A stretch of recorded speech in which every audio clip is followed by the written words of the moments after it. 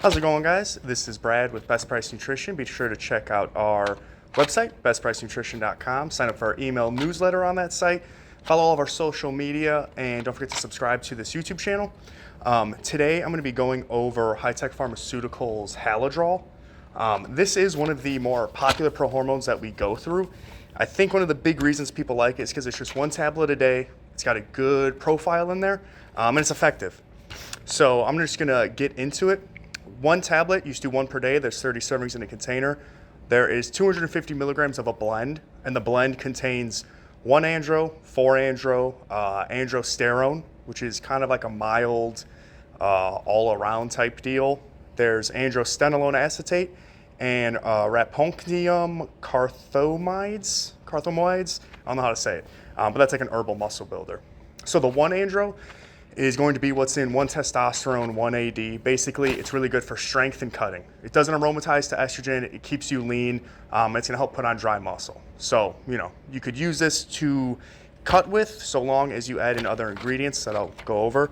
The 4-andro will convert to testosterone. So anything with testosterone, I usually lean towards that being a bulking agent because testosterone is going to raise your estrogen. It's going to make you a little bit fluffy unless you really dial in your estrogen and keep it low. Which can be hard to do. You might be fine, you might not aromatize that much, but I just kind of play it easy. If something has a 4-andro, it's like a wet compound. I normally consider that better for bulking.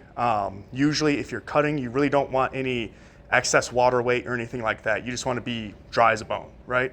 And with testosterone, you're gonna get strength gains, muscle gains. It's really, really good for building up muscle. And then the androsterone and then the androstenolone.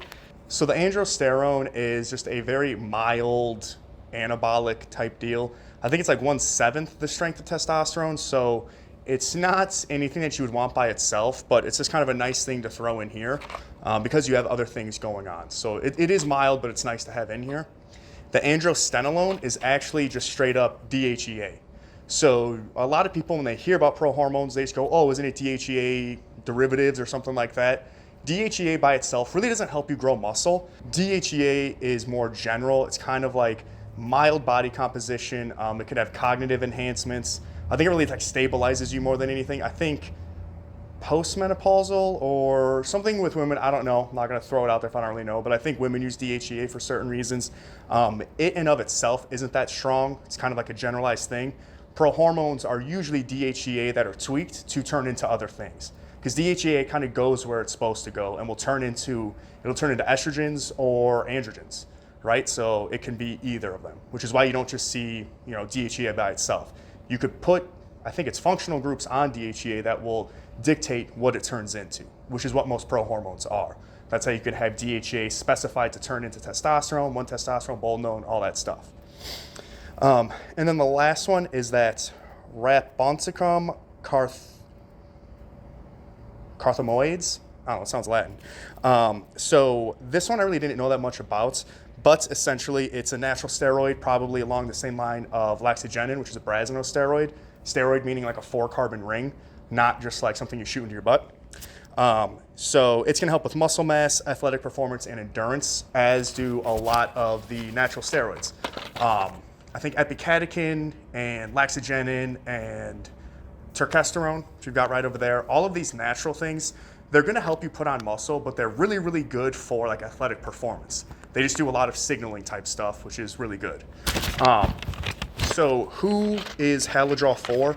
You could really use it if you're cutting, bulking, or recomping. Just if you're cutting, you may wanna throw, and you wanna do a stack, throw in decabolin, throw in a dry compound. If you're bulking, maybe throw in something like equibolin or something with a 1,4-andro, like the Halodrawl. You could do that. If you're trying to recomp, you could probably do this by itself, but just if you're cutting or recomp, just make sure you keep your estrogen in check.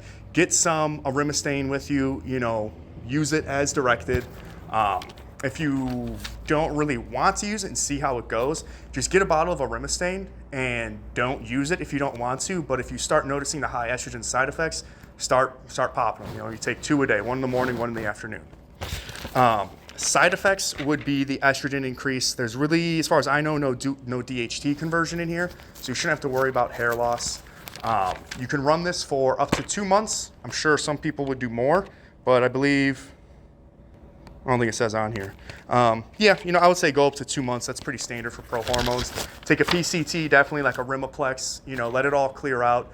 However long you're on cycle, you want to be off cycle that long. So if you just do a month, do your PCT for a month, you're probably good to go after that. If you're on for 2 months, do a month of PCT, just stagnate for a month, and then try something else. If you guys have any questions, feel free to leave a comment below, and we will definitely answer you as soon as we can. Or if you want to talk to someone in person, feel free to call our customer support line. And myself, Jeff, we've got a few people who would be glad to help you. All right, thanks guys.